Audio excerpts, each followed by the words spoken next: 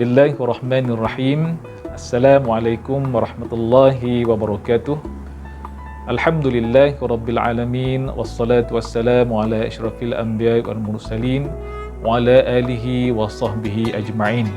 Rabbi shrah li sadri wa yassir li amri wahlul 'uqdatam min lisani yafqahu qawli. Subhanaka la ilma ma 'allamtana innaka antal alimul hakim. Wala hawla wala quwwata illa billahil aliyyil azim. Apa khabar warga SK Taman Ihsan sekalian? Pertama sekali kita ucapkan syukur kepada Allah Subhanahu wa taala kerana sampai ke hari ini Allah Subhanahu wa taala memberi kita peluang, memberi kita kesihatan yang baik untuk kita meneruskan ibadah puasa kita pada tahun ini.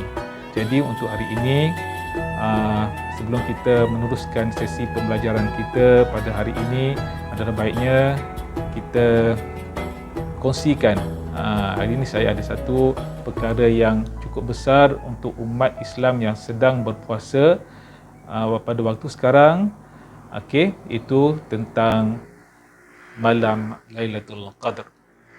Jadi sebelum saya pergi lebih jauh, mari sama-sama kita mendengar satu surah yang berkait rapat dengan malam Lailatul Qadar.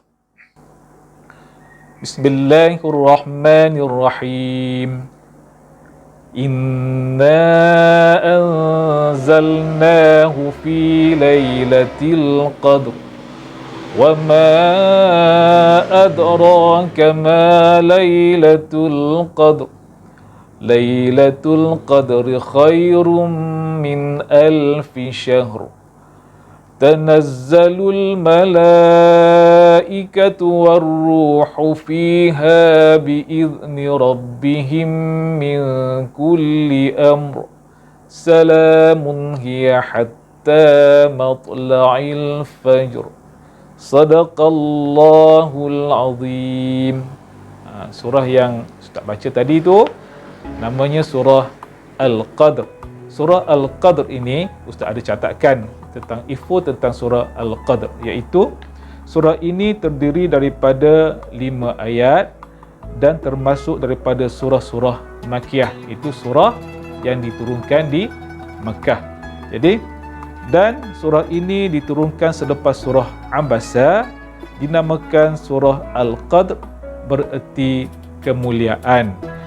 Al-Quran mula diturunkan pada malam Lailatul Qadr yang nilainya lebih dari 1000 bulan.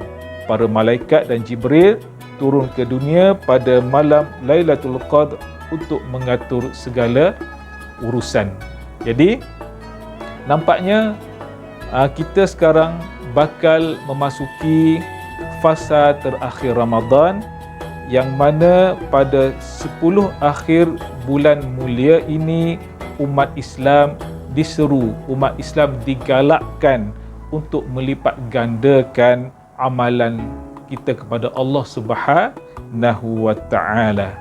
Jadi berkenaan dengan malam Lailatul Qadr, di sini Ustaz nak ceritakan tentang apakah kelebihan malam Lailatul Qadr yang dikatakan sebagai satu malam yang cukup istimewa yang Allah anugerahkan kepada hamba-hambanya yang beramal ibadah, yang konsisten, yang banyak, yang ingin mendapatkan keredaan daripada Allah Subhanahu wa taala di sepanjang bulan Ramadan. Jadi, apakah keistimewaannya? Lailatul Qadr itu malam Al-Qadar yang dinyatakan dalam Al-Quran sebagai lebih baik daripada 1000 bulan. Bayangkanlah kalau kita buat amal ibadat pada malam tersebut, gandaan amal ibadah yang kita lakukan pada malam Lailatul Qadar itu digandakan seperti mana kita lakukan amal ibadah itu sepanjang 1000 bulan. Lumayan. Jadi dikatakan, apa yang kita maklum, malam Lailatul Qadar itu jatuh, diturunkan pada malam 10 malam terakhir bulan Ramadan. Jadi daripada sini Ustaz nak kongsilah, bila masuk ke fasa terakhir bulan Ramadan itu 10 malam terakhir, apa yang perlu kita buat? Kita nak buat apa? Adakah kita sekadar untuk menunggu saja, tunggu dan tunggu mana datang dari bila nak datangnya malam Lailatul Qadar.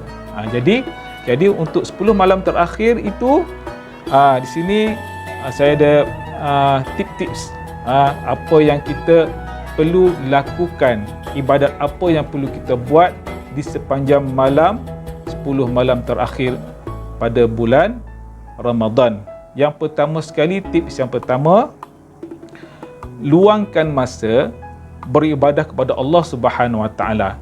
Kalau sebelum ini kita hanya mementingkan hal-hal keduniaan saja, apa salahnya untuk 10 malam terakhir ini kita tingkatkan lagi amal kita daripada sebelum-sebelum ni. Kita contohlah, kita baca Al-Quran. Kalau sebelum ni pada 1 Ramadan kan, sampailah 20 Ramadan kita baca satu hari satu helai, satu muka surah Al-Quran saja.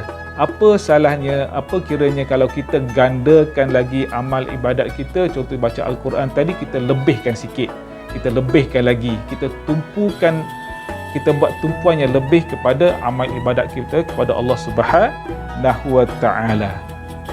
Okey, baik, itu tips yang pertama. Yang kedua, melakukan iktikaf. Iktikaf di masjid. Amalan iktikaf ini adalah amalan Rasulullah sallallahu alaihi wasallam untuk menghabiskan 10 hari terakhir dan malam Ramadan. Rasulullah buat iktikaf dekat masjid. Baginda duduk dalam masjid untuk iktikaf, dan orang-orang yang beriktikaf tinggal di masjid sepanjang masa ini. Mereka melaksanakan pelbagai bentuk amalan mengingati Allah. Paling ringkas kalau kita iktikaf dekat masjid, paling ringkas kita zikir. La ilaha illallah, la ilaha illallah, la ilaha illallah, subhanallah walhamdulillah wa la ilaha illallah wallahu akbar. Itu paling ringkas amalan kita bila kita iktikaf dekat masjid. Dan mereka juga melakukan solat-solat sunat, membaca dan memahami Al-Quran. Jadi itu tips yang kedua. Tips yang ketiga pula, apa yang kita nak buat pada 10 hari terakhir ataupun 10 malam terakhir bulan Ramadan. Tips yang ketiga, amalkan doa khas ni. Itu diceritakan, ada kisahnya. Siti Aisyah, itu yakni isteri Rasulullah sallallahu alaihi wasallam berkata, aku pernah bertanya Rasulullah sallallahu alaihi wasallam, wahai Rasulullah, jika aku tahu bila malam adalah malam Al-Qadar, kalau kita tahu malam tu malam Lailatul Qadar, apakah yang perlu aku ucapkan semasa doa? Isteri Rasulullah tanya Rasulullah, kalaulah kita ni tahu malam tu malam Lailatul Qadar, apa yang perlu kita doakan? Jadi Rasulullah SAW pun menjawab, katakanlah, ya Allah, Engkau adalah pemaaf dan suka memaafkan, maka maafkanlah aku. Jadi pada malam Lailatul Qadar tu, doalah sebanyak mungkin kita minta ampun dengan Allah Subhanahu Wa Taala tentang dosa-dosa yang kita sudah yang lepas. Okey, baik. Seterusnya, tips yang keempat yang boleh saya kongsikan di sini pada hari ini, iaitu merenung makna Al-Quran.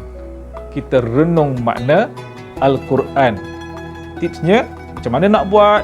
Iaitu pilih surah yang pernah kita dengar, contohnya bila kita dengar dalam solat tarawih contohnya, dan semasa membaca terjemah dan tafsir Al-Quran, kemudian fikirlah secara mendalam tentang makna surah tersebut dan bagaimana ia memberi kebaikan kepada kita. Makna sini kita tadabbur dengan Al-Quran, Kalau sebelum ni kita hanya baca tapi tak faham, pada 10 malam terakhir ini, apa kata kalau kita surah-surah yang selalu kita baca itu kita cuba fahaminya pula. Itu tips yang keempat. Seterusnya tips yang kelima. Tips yang kelima, berdoa supaya dihapuskan segala dosa. 10 malam terakhir ini, berdoalah kita banyak-banyak supaya apa dosa yang kita pernah lakukan pada lepas-lepas semoga diampuni oleh Allah Subhanahu wa taala. Doa apa? Doa yang famous yang selalu kita baca, Rabbana atina fid dunya hasanah wa fil akhirati hasanah wa qina azabannar. Yang ni selalu kita baca, kan? Apa kata kalau 10 malam terakhir nanti kita amalkan banyak-banyak doa ini. Baik, seterusnya tips yang keenam, iaitu buat satu senarai, kita listkan satu senarai doa peribadi kita. Kita pun ada keinginan, kan? Jadi tanya diri kita sendiri apa yang benar-benar kita mahu daripada Allah Subhanahu wa taala. Buat senarai, buat list setiap apa yang kita mahukan, tidak kira perkara kecil ke ataupun sebesar-besar perkara, dan tak kira juga perkara tersebut berkaitan dunia ataupun akhirat. Jadi kita listkan doa ni, kita amalkan doa ni, apa yang kita nak janji doa yang baik-baik saja. InsyaAllah pada 10 malam terakhir, kalau terkena pada malam tu, malam Lailatul Qadar, insyaAllah Allah akan makbulkan doa-doa kita. Dan seterusnya tips yang ketujuh, amalkan doa panjang, ikhlas dan mendalam.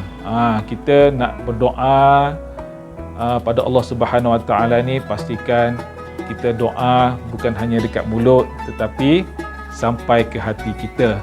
InsyaAllah Allah akan mendengar luahan permintaan hamba-hambanya. Dan tips yang paling senang, paling ringkas, iaitu tips yang ke-8, amalan-amalan lain yang boleh kita lakukan. Yang pertama sekali, banyakkan sedekah. Setiap malam kita pergi masjid ataupun kita iktikaf, kita qiyamul dekat masjid, apa sana kita spare sikit RM1 ke dalam poket kita, masuk dalam masjid, letak dalam tabung masjid. Kita amalkan walaupun RM1, tapi hati kita ikhlas, pahala itu tak sampai kepada Allah Subhanahu wa taala. Allah akan hisab, Allah akan kira. Itu adalah kebaikan kita lakukan sepanjang masa 1000 bulan. Pahala 1000 bulan. Yang kedua, perbanyakkan solat sunat 2 rakaat, solat taubat sebelum tidur. Kita bila dah kita nak tidur malam tu, apa salahnya kita konsisten pada 10 malam terakhir sebelum tidur, kita buatlah solat sunat, pertama sekali solat taubat. Dan yang paling senang semasa nak tidur, amalkan surah Al-Ikhlas, kita baca 3 kali. Yang mana yang kita tahu, siapa yang baca 3 kali surah Al-Ikhlas, pahalanya bersamaan dengan kita khatam satu Al-Quran. Masya Allah. Maknanya Allah Subhanahu wa taala amat pemurah. Dia buka ruang seluas-luasnya kepada umat dia untuk kita mencari pahala, mencari keridhaan Allah Subhanahu wa taala.